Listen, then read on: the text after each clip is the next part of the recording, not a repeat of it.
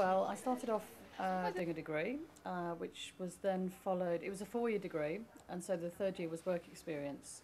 And I wrote off like everybody else did, asking for some work experience, and I was offered 2 placements, one at the Telegraph and one at the Sun. And the Sun were paying and the Telegraph weren't. And I lived in the Midlands, and so I went where I got paid and found out how little distance your money will go in London. But I did a year there at the Sun, and they asked me to stay, and I said no, that I was going back to finish my degree, which some people thought was mad, but I hadn't done 2 years of a degree not to finish it. And then I started a postgrad, and the Sun rang me up at my university and asked me if I wanted to go back. And so I went back, and that was working in the fashion department. 2 years later became fashion editor. 2 years after that chose to become a launch editor, and I launched Cosmopolitan Bride, which was a Cosmo brand I was very interested in. I did that, launched that, then went back into main fashion. I went and worked at a weekly, Bella, where I was fashion director for 4 years and trotted around the world basically, shooting fashion all over the world. And then I was headhunted to come to Wedding. They were looking for someone to revitalise the brand that was quite old and had been going quite a long time, and had been deteriorating for quite a long time. So I took it over when it was 4th out of 4. It's now 3rd, and it's about a couple of thousand off being 2nd. And it's sort of taken that long because it's bi-monthly. So that's how I arrived where I am. I've been editor here for nearly 5 years, it'll be 5 years in August. There's a team of 14, and that includes the web editor as well, and an intern. And if it depends which stage I'm at. Normally I'll be looking at proofs for one title and looking at copy for the other title, because they're in offset on sale periods now. They used to be in the same on sale period, but now they're offset. But it just means the workload it's a real hamster wheel. So that's regular stuff. Regular stuff is reading copy, approving it. If it's not good enough, goes back to the writer. Proofs is looking at layouts, deciding if I like the way it looks before it gets any further. And second proofs are when it's been subbed, it's been laid out, the copy's been flowed in, it's been resubbed, and then I'm looking at it to sign it off for press, effectively.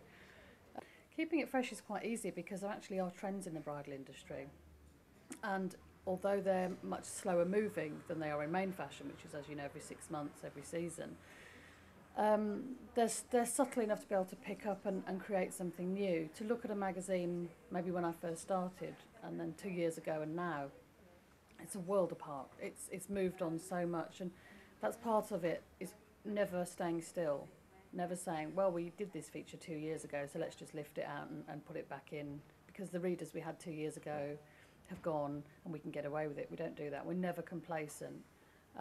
Because I think the day that you think it's good enough is probably when you need to leave. It's never good enough. I think it invigorates me and exhausts me in equal measure. I think sometimes if I thought about what I did too hard, that I would probably panic. But actually by nature I'm extremely pragmatic, very calm, very rational. I had 6.5 years on a national newspaper. You have to be quite calm to be able to deal with 2-3 hour deadlines. So a bi-monthly in comparison is, a doddle. But things do go wrong. Anything that can go wrong will go wrong at some point. I like telling people what to do. And I have a bit of a problem when I get home because my husband doesn't like being told what to do, which is very hard when you do it for 8 or 9 hours a day, and then you get home and you say, oh, can you just do this? No, you're not at work now. I get no's from him, I don't get no's from anybody else. There's a lot of work to be done, but I do believe that you never shoot people down in flames, you praise where possible. And this sort of, when I was at the newspapers, there was a very 80s sort of bawling out type school of management, which is very newspapers anyway. And then someone would shout at you, and then 10 minutes later you'd have to work really closely with them, and that was very hard. Whereas we really maintain an equilibrium here.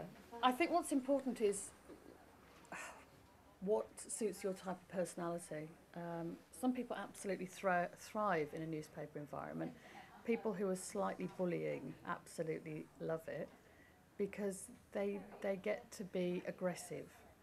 And that's the difference in magazines and newspapers. Newspapers are, someone once said, I think it was in one of the very famous books written about the Sun by some former journalists, they said it was a Rottweiler of a newspaper. And I think that that's the best description you can give it, because therefore if the newspaper is a Rottweiler, so are the people who work on it. And you have to have a very ruthless streak. Now that doesn't apply to all newspapers, because you meet people from the Times and the Telegraph, that look like they've just got out of bed in the clothes they've been sleeping in, and then you get the newspaper journalists from the Tabs, and they're all really sharp suited, and because almost they have to be smarter because the doors won't open for them as easily. It's a very strange.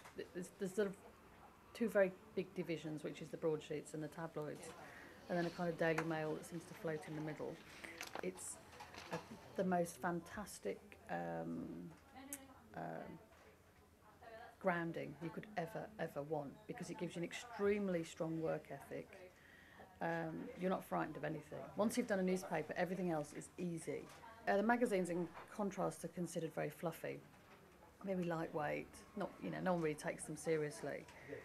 But I would never say if you're going to do the tough stuff first. Don't go the other way, because once you've got used to magazines, the newspapers will just chew you up and spit you out. But you make it in newspapers, you make a lot of money, and they call it golden handcuffs because you can't afford to leave, because nowhere else will pay you that kind of money. So if you can do it sooner rather than later, and I think that's what most people do, because it's just such a silly pace. I graduated and started making cups of tea, and I did a first class, honours degree, and what do you start with? Opening post.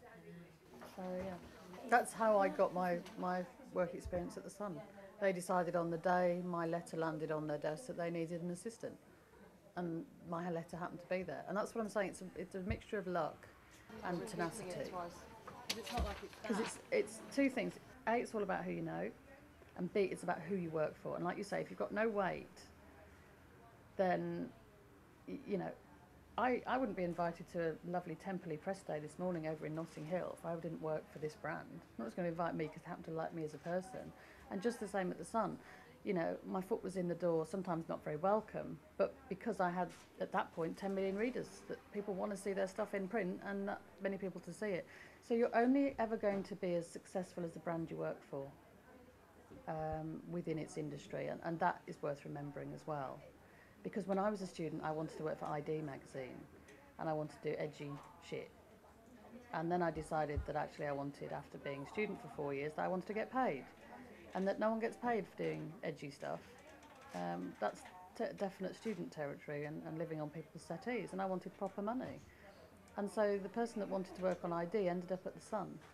And you could say I sold out, but then you could say, well, I was a fashion editor at 28 and bought my house at the same age. So you don't always know what's right for you until you do it, and part of it, there's a bit of fate and there's a bit of luck.